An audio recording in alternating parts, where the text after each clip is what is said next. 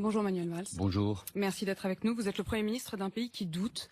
Il y a eu l'horreur et maintenant il y a le doute. Il y a le doute sur vous, il y a le doute sur le gouvernement, il y a le doute sur le ministre de l'Intérieur, le doute sur l'efficacité du pays. On va tenter d'y voir un peu plus clair. Une policière municipale de Nice raconte avoir été soumise à la pression du ministère de l'Intérieur pour influencer son rapport sur la présence de policiers nationaux le soir du 14 juillet. Le ministre de l'Intérieur, lui, dit qu'aucune personne de son cabinet n'a été en contact avec la policière de Nice et il porte plainte pour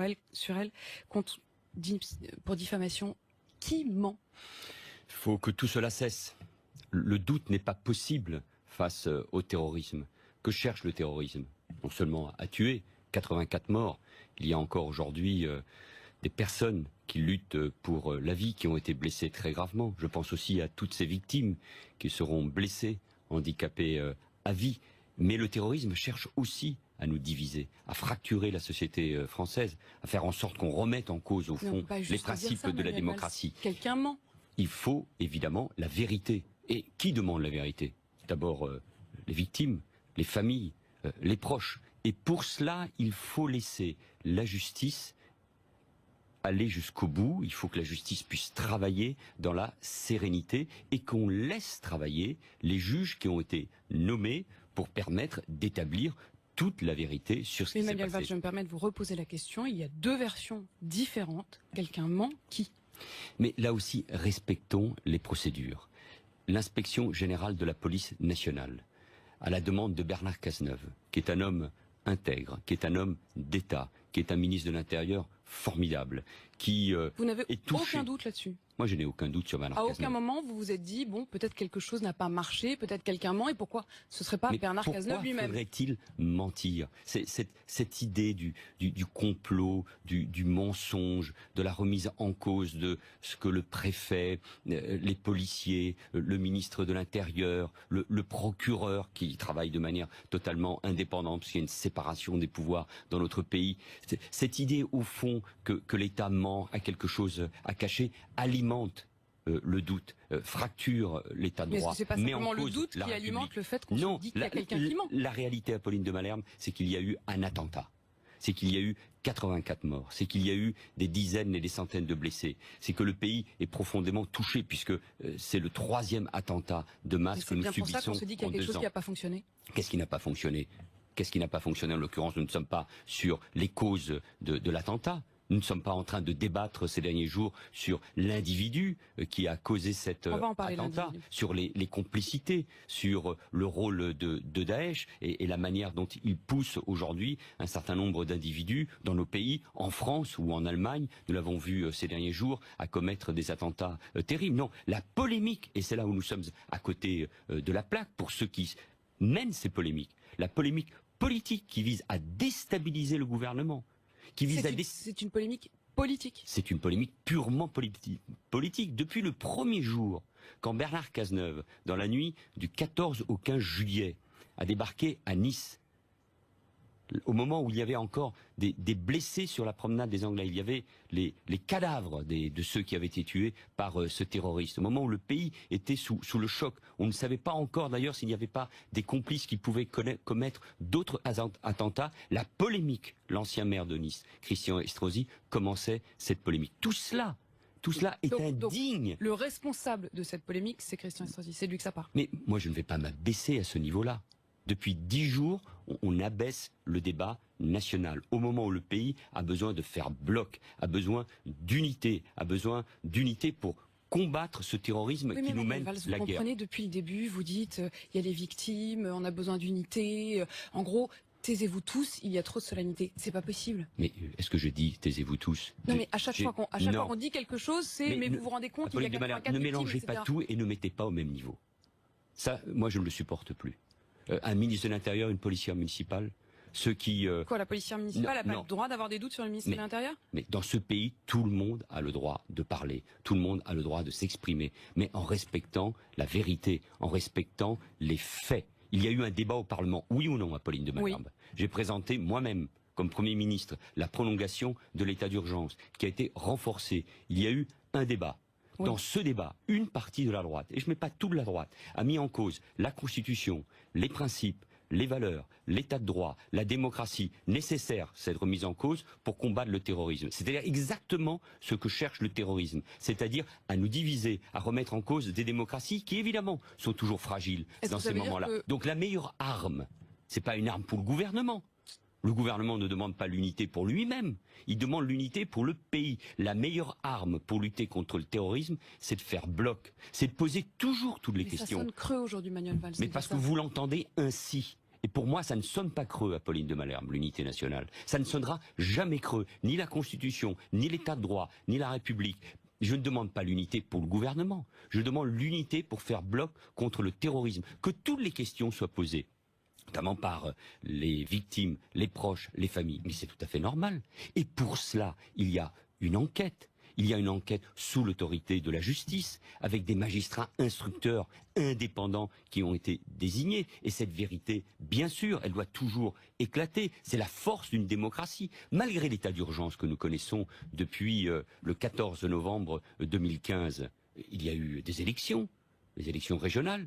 Il y a eu des manifestations dans la rue. Le débat démocratique ne s'arrête pas. Toutes les questions ont le droit d'être posées. Et il appartient au gouvernement, à la justice, à l'État d'apporter les réponses. Ce qui est insupportable, c'est que l'ancien maire de Nice, ancien ministre, Christian Estrosi, président de la région, je veux le rappeler, élu d'ailleurs dans des conditions particulières, élu dans le cadre d'un rassemblement républicain au deuxième tour contre l'extrême droite. Je suis moi-même intervenu au lendemain du premier tour des élections régionales pour appeler à voter, comme pour Xavier Bertrand et Philippe Richert, qui se trouvaient face au Front National, pour appeler à voter pour Christian Estrosi. Parce que face à l'extrême droite, je considérais qu'il fallait ce rassemblement. Et donc quoi, vous trouvez qu'il est ingrat ? Non, vous savez, je suis jamais dans ce genre de sentiment. Je pense qu'on doit être à la hauteur de la fonction, qu'on doit être digne des conditions d'une élection, qu'on doit être à la hauteur de ce qu'attendent les Français et jamais d'être dans cette polémique. Que cherche cette partie de la droite et notamment à Estrosi, Monsieur Estrosi ou Monsieur Ciotti, à mettre en cause encore une fois, pas seulement le gouvernement.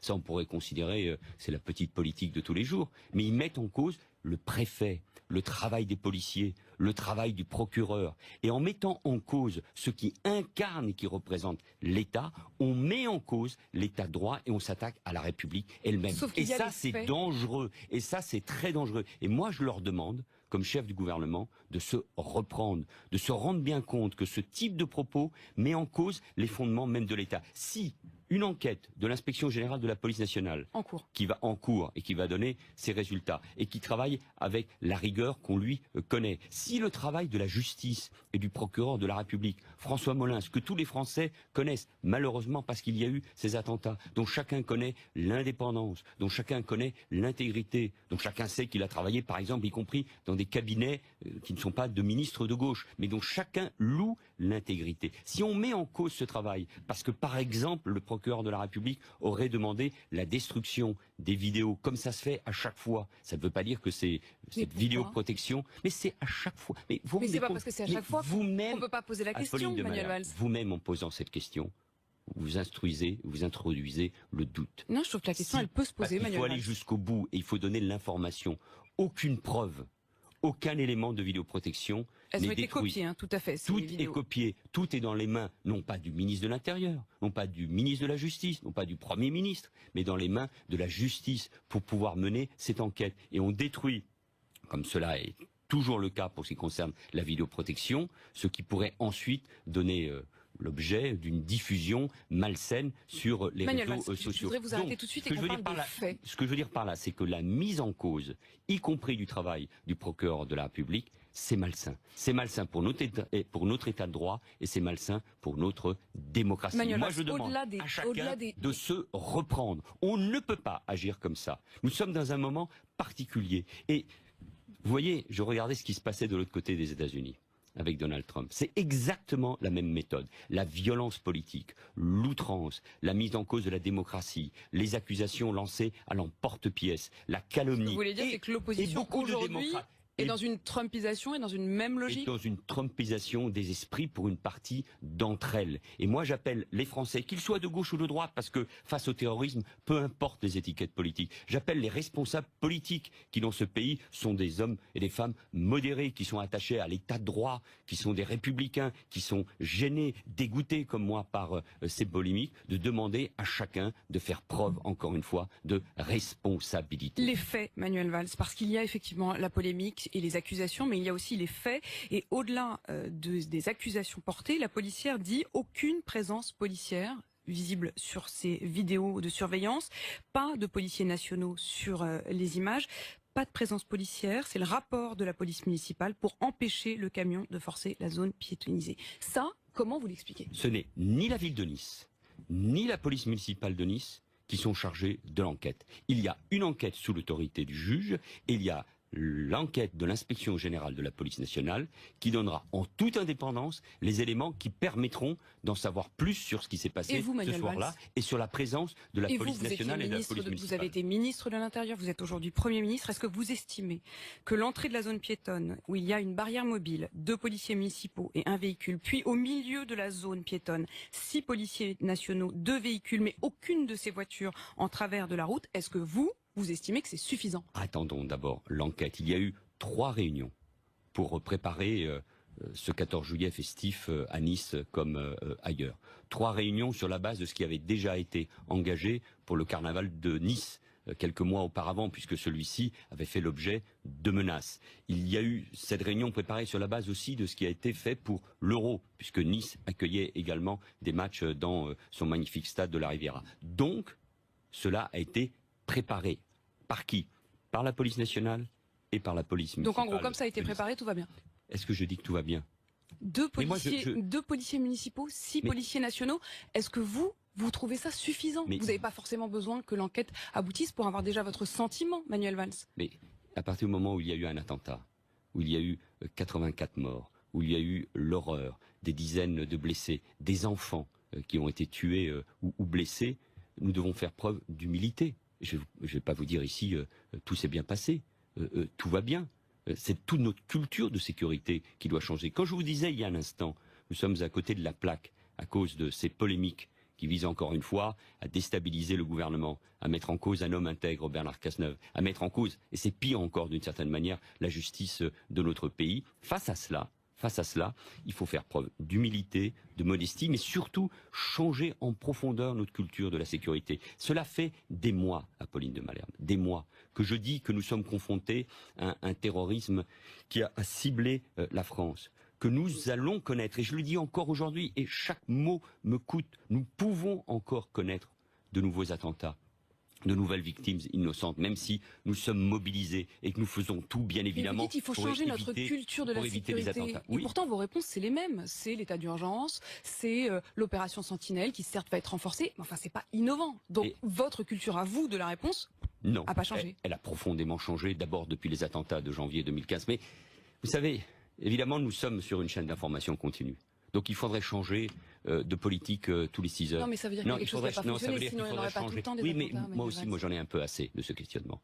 Il faudrait changer de politique tous les 6 heures, de ministre de l'Intérieur tous les 2 jours, de Premier ministre tous les mois, et remettre tout en cause. La lutte contre le terrorisme, on ne parle pas d'une petite polémique politique, là. On ne parle pas de tel ou tel propos à côté de la plaque. On parle du terrorisme, c'est-à-dire d'une guerre qu'on nous mène, qui nous a coûté déjà extrêmement cher en termes de victimes. Et nous sommes toujours la cible du terrorisme. Et pour cela, il faut de la cohérence, de la continuité, de la persévérance. Il y a une loi sur la procédure pénale qui donne davantage d'armes pour lutter contre le terrorisme aux magistrats et aux policiers. Cette loi a été adoptée quand? Le 6 juin dernier. Ces outils sont déjà utilisés par les magistrats actuellement dans l'enquête de Nice. Donc moi, ce que je demande aux Français, mais aussi à leurs responsables politiques, à leurs élus, c'est d'être capable de maîtrise, de sang-froid. Je comprends, moi, la colère, le questionnement des victimes, de leurs familles et de mes compatriotes. Je comprends que face à ce choc... Vous comprenez les doutes, vous comprenez les inquiétudes. Mais ils m'ont pas entendu. Ils m'ont pas entendu. Mais là, je leur ai dit depuis des mois que nous allions connaître de nouveaux attentats. Pourquoi? Parce que nous sommes en guerre. Ce qui explique que par telle ou telle loi, telle ou telle procédure, nous éviterions de nouveaux attentats, mentent. L'individu qui a commis cet attentat atroce n'était pas connu de nos services de renseignement. Qu'est-ce qui effraie les Français? C'est qu'on puisse utiliser une voiture ou un camion, en l'occurrence, et la jeter dans la foule. Bien sûr que je comprends toutes les questions sur le dispositif de sécurité, mais vous savez parfaitement que le risque zéro n'existe pas, même si nous nous sommes mobilisés à 100%. Donc face à cela, c'est la culture des Français, la résilience. Au fond, s'il y a deux mots qui doivent illustrer ce que nous devons faire, c'est la résilience, c'est-à-dire la capacité à faire face au terrorisme, à changer notre culture de sécurité, à être dans la vigilance. C'est ce que nous faisons par la capacité aussi à faire face à un attentat dans les écoles, dans l'espace public, à porter les premiers soins, mais c'est aussi la résistance. Et la résistance, ça nécessite de la maîtrise, d'en finir avec ces petites polémiques, cette bassesse dans la politique qu'on connaît aujourd'hui. Tout ça pourquoi? Parce qu'il y a des primaires, parce qu'il y a une élection présidentielle, parce que tous les coups sont permis, parce qu'un ancien président de la République... Peut-être tout simplement parce qu'il y a eu 84 victimes et qu'effectivement on se dit malgré tout, il y a quelque chose qui n'a pas fonctionné, Manuel Valls, vous pouvez le comprendre. Quand il y a eu 84 victimes, à ce moment-là, on est digne dans le débat. Et nous répondrons, bien sûr, à toutes les questions. Tous les dispositifs que nous avons fait voter depuis près de 2 ans ont été votés par une très large majorité. 2 lois antiterroristes, donc 2 vous dites lois dans sur le l'hémicycle, renseignement. ils votent nos lois, mais en dehors, ils nous critiquent. 2 lois sur le renseignement et une loi sur la procédure pénale. Des moyens supplémentaires pour la police et la gendarmerie et les renseignements. Et nous allons poursuivre l'opération Sentinelle. C'est 10 000 hommes et femmes militaires présents sur le terrain. Mais ça n'a pas découragé les terroristes? Mais vous pensez que les terroristes sont découragés par telle ou telle méthode? On peut espérer qu'ils seront quand même découragés à un moment ou à un autre, non? Non, c'est pas du tout. Ce sont des gens qui veulent mourir en commettant l'horreur. Et nous devons faire face à cet ennemi extérieur. Nous devons en finir avec Daesh et l'État islamique en Irak et en Syrie. Ce sont les moyens nouveaux que nous apportons, annoncés par le président de la République à la coalition, notamment en Irak, parce qu'il nous faut gagner la bataille de Mossoul en Irak et celle de Raqqa en Syrie. Ça mettra du temps. Mais cette coalition, là avec les Américains, là avec les Russes, elle me semble indispensable pour en finir avec Daesh. Et en France, nous devons traquer jusqu'au bout. Mais vous disiez il n'était pas effectivement sous les radars, il a échappé aux radars du renseignement et de la police. En revanche, il n'a pas échappé à la justice puisqu'il a été condamné à plusieurs reprises pour violence. Il a été condamné une fois ce printemps. À 6 mois. Et il y avait eu des plaintes contre lui pour violence conjugale. Donc il a été violence conjugale, puis condamné effectivement à 6 mois de prison avec sursis. Le Front National dit il est tunisien sur le sol français, donc non pas de nationalité française. Il était sur le sol français avec un titre de séjour. À partir du moment où il a été condamné pour violence, est-ce qu'il fallait qu'il reste? Il était là, vous savez. Est-ce qu'il faut que les étrangers condamnés pour violence reste. Donc ça veut dire qu'il faut expulser tous les étrangers condamnés pour violence. Et quand il s'agit d'un binational, ou quand il s'agit... Non, mais là en l'occurrence, restons sur ce cas-là. Oui, C'est effectivement quand il s'agit d'un Français qui commet ces attentats, qu'est-ce qu'on fera? Qu'est-ce qu'on fera à ce moment-là? Mais là, je vous pose la question pour les étrangers, Manuel Valls. C'est la solution de facilité. Donc un étranger sur le sol français condamné pour violence reste. Mais il peut être, dans certains cas, il peut être expulsé. C'est prévu par les lois, y compris Est-ce qu'il ne faut pas être plus ferme? Est-ce qu'il ne faut pas que toute forme de violence? Mais toute forme de violence doit être condamnée. Toute forme de violence doit trouver évidemment une réponse implacable de la part de la justice. Mais moi, je ne confonds pas une condamnation de 6 mois avec sursis, avec l'horreur du terrorisme. Pourquoi? Parce que le problème que nous avons, c'est pas uniquement le terrorisme à l'extérieur, en Syrie ou en Irak, qui prépare des attentats contre la France ou contre d'autres pays, parce que nous ne sommes pas les seuls visés. C'est le fait que nous ayons plusieurs centaines, plusieurs milliers d'individus radicalisés qui peuvent, pour certains, passer à l'acte. Et c'est ça qui est le plus difficile à combattre. Et c'est qui nos terroristes? C'est des fous? C'est des déséquilibrés? C'est ce qu'on a beaucoup entendu? Oui, mais il y a des problèmes psychiatriques. Ce qui nécessite, je pense, aussi des évolutions dans tous nos dispositifs de psychiatrie et de santé mentale. Nous voyons bien ce qui s'est passé en Allemagne, ce qui s'est passé à Munich, qui n'est pas lié au terrorisme islamique, mais c'est aussi... Qui est au moins d'inspiration. Mais qui est un acte terroriste. Et il semblerait que cet individu aussi faisait l'objet d'un suivi psychiatrique. Mais moi, je ne confonds pas tout.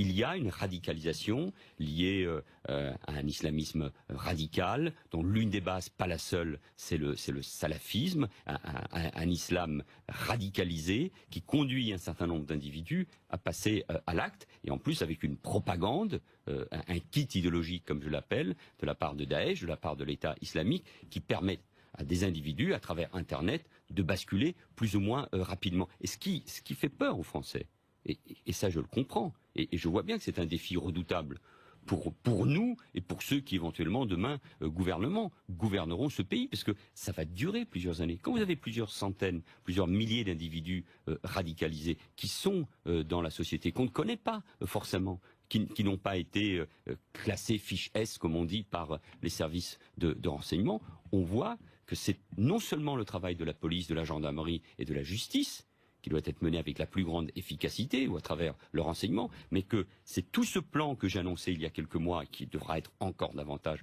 renforcé pour lutter contre la radicalisation, ce qui doit amener aussi à une mobilisation, pas seulement de l'État, ça il est indispensable, mais aussi de toute la parfois, société. On les voit même pas se radicaliser. Mais de toute la société, ce qui doit amener aussi l'islam dans le monde, en Europe et en France, à se mobiliser, à prendre pleinement ses responsabilités, à faire la séparation nette entre ce qui est l'islam de France, compatible bien sûr avec la démocratie, avec l'égalité femmes-hommes, avec la laïcité, avec ceux qui se radicalisent et ceux qui bien sûr peuvent passer à l'acte. La mise en cause par exemple de la laïcité par un certain nombre d'individus, d'imams, je ne parle pas de ceux qui passent à l'acte.